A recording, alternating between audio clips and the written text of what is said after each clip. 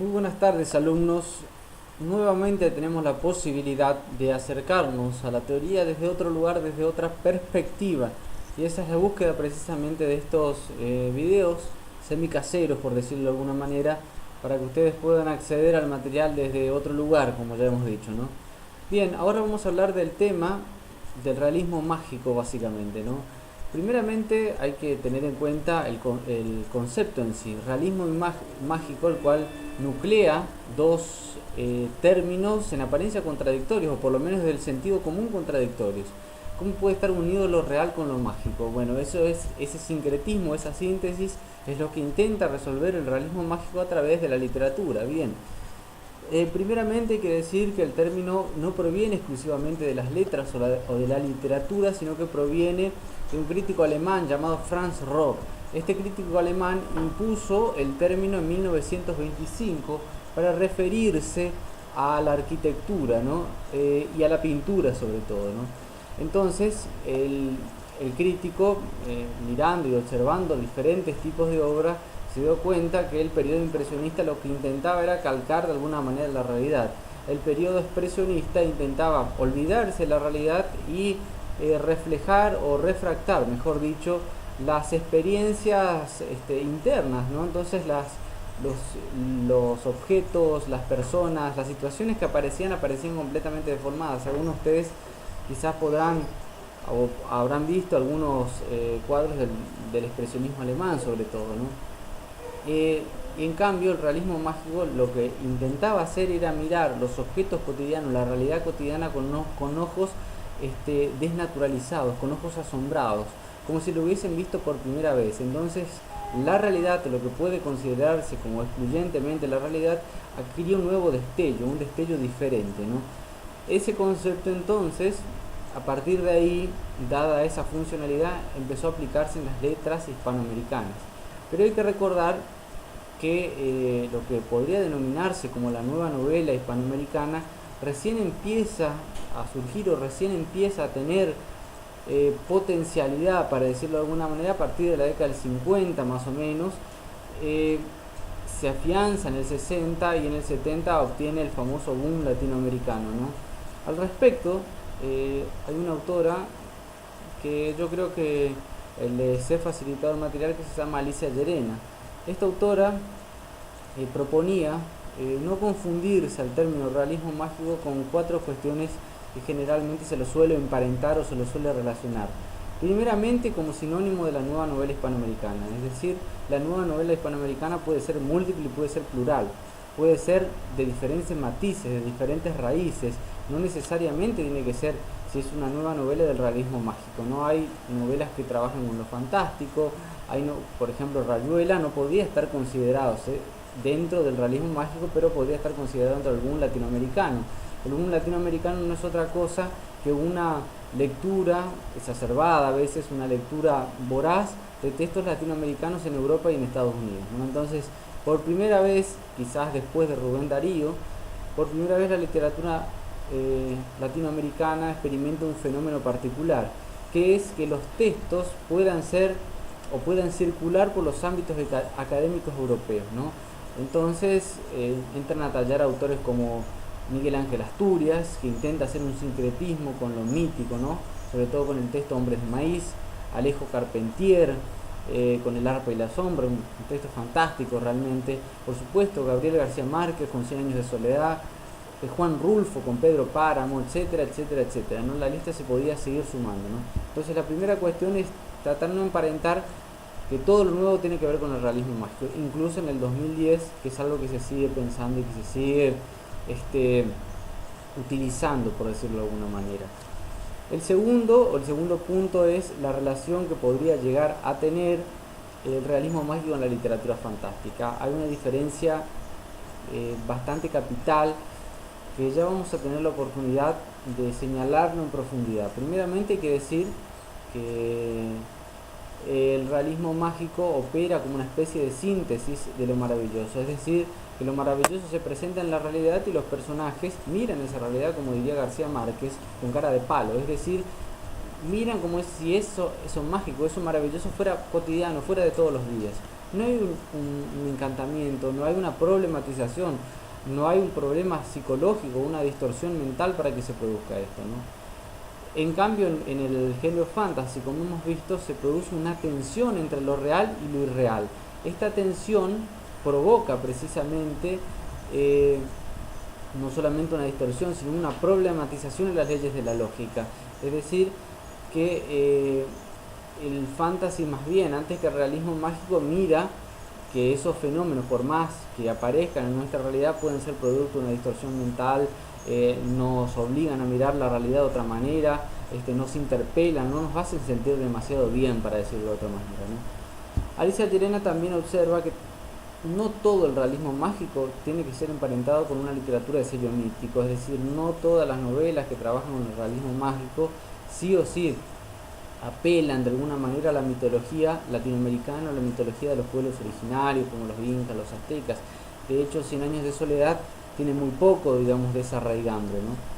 Por otro lado, también dice Llerena que no tenemos que cercenar, no tenemos que coartar el término emparentándolo con el famoso debate América versus Europa, ¿no? Ese debate que viene desde el siglo XIX funcionando con diferentes modalidades, con diferentes transformaciones.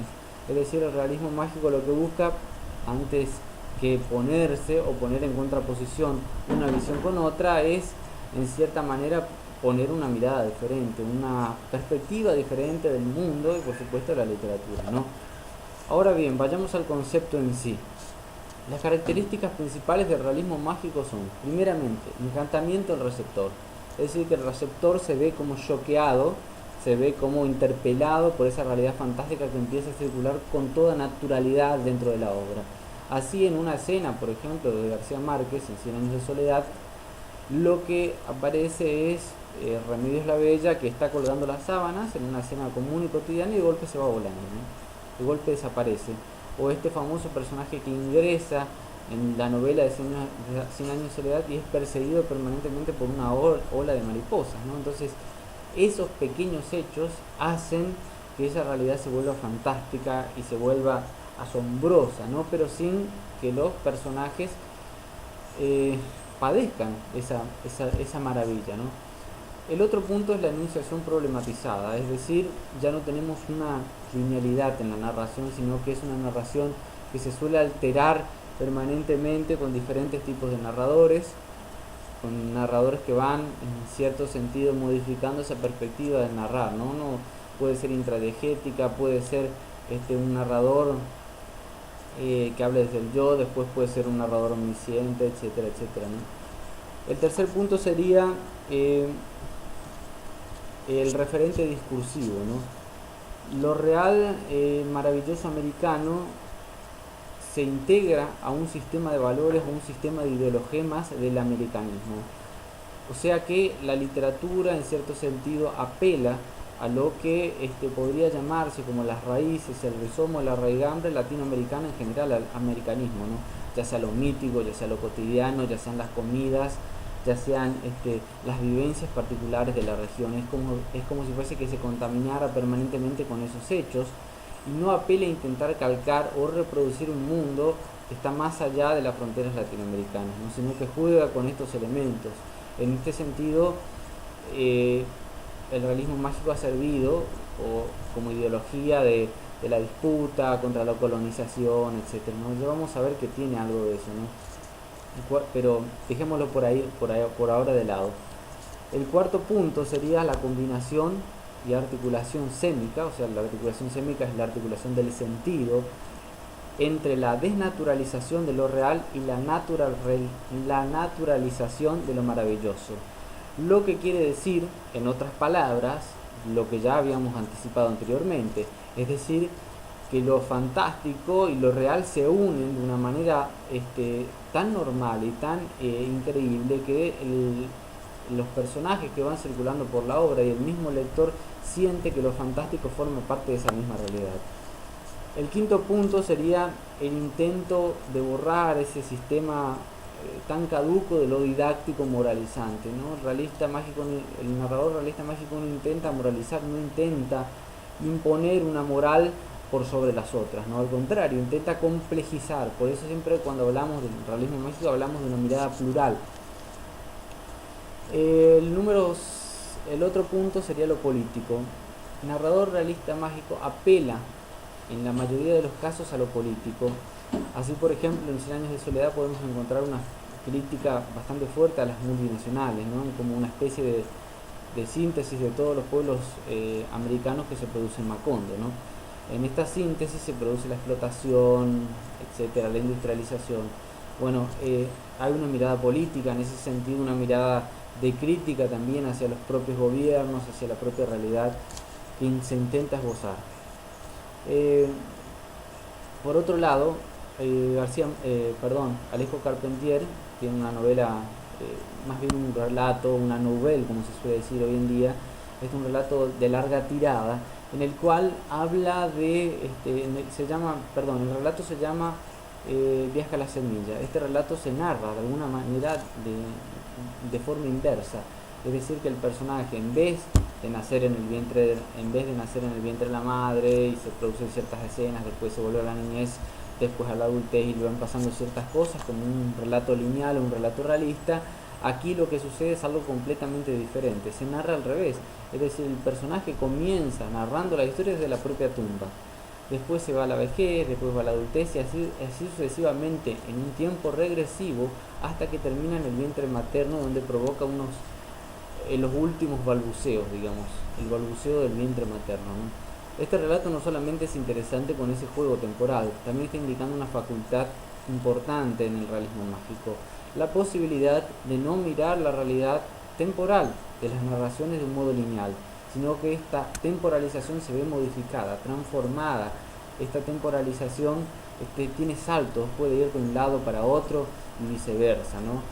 Ya lo van a ver ustedes con Carlos Fuentes, que no sé si se podría considerar específicamente este texto como un producto del realismo mágico, pero sirve como una especie de ejemplo para mirar no solamente la realidad histórica de México, sino ese sincretismo que se produce, ya vamos a llegar al otro punto, ¿no?, entre la cultura europea y el americanismo. Pero más allá de eso, lo que muestra precisamente es este juego con las temporalidades, ¿no? De hecho, empieza narrando en el tiempo número 10 y termina en el tiempo número 0. Bien, pero por ahora dejemos de lado a Carlos Fuentes. Y señalemos la última particularidad que ya lo he dicho anteriormente, ya lo he anticipado. El sincretismo sería la unión de los dos contextos, del latinoamericano, por un lado, con el cosmopolitismo, una mirada universal. Es decir, que los hechos, lo que se provoca en los diferentes tipos de narraciones, llámese esto Pedro Páramo de Juan Rulfo o Los hombres de maíz de Miguel Ángel Asturias, provoca en cierto sentido una unión de estas dos realidades, de estas dos cosmovisiones que generalmente suelen aparecer como separados. Es decir, no es un mero costumbrismo, no es un mero localismo.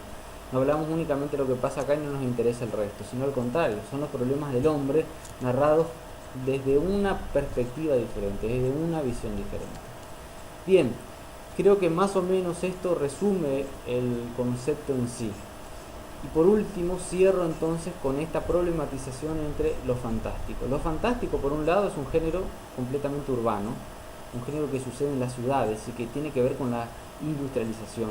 Es decir, que los productos, el capitalismo y todo lo que provocan en el hombre precisamente no solamente es una alienación, sino que provocan que el hombre no pueda mirar el otro costado de la realidad. Entonces ahí es donde intenta tallar la crítica del fantasy en cierta manera. Es decir, que hay algo más que esa realidad racional, que lo monetario, que el mundo nos intenta mostrar. Ese algo más precisamente está mostrado por personajes que sufren una distorsión mental, por una realidad que se altera, como la de Cortázar, de un hombre que vomita conejos, etc. Y nos muestran otras facetas. Aquí entonces hay una tensión permanente entre lo real y lo irreal. En cambio, en el realismo mágico, la diferencia máxima no está dada solamente por el contexto latinoamericano que prolifera y opera en todos los ámbitos, sino también está dada por esa unión, esa síntesis que se provoca entre lo real y lo maravilloso. Aquí lo maravilloso forma parte de todos los días, es lo cotidiano. No hay por qué pensar de que eso nos puede llegar a aturdir. O sea, si nos vemos a una persona volando como Remedios la Bella, no tendría por qué asombrarnos. Bien, o si pudiéramos hablar como con los muertos, como sucede con García Márquez, con el personaje de Milquiades en Cien años de soledad, tampoco tendríamos por qué asombrarnos. Bien, espero que le haya sido útil, espero que puedan llegar a aprovechar el video. Saludos.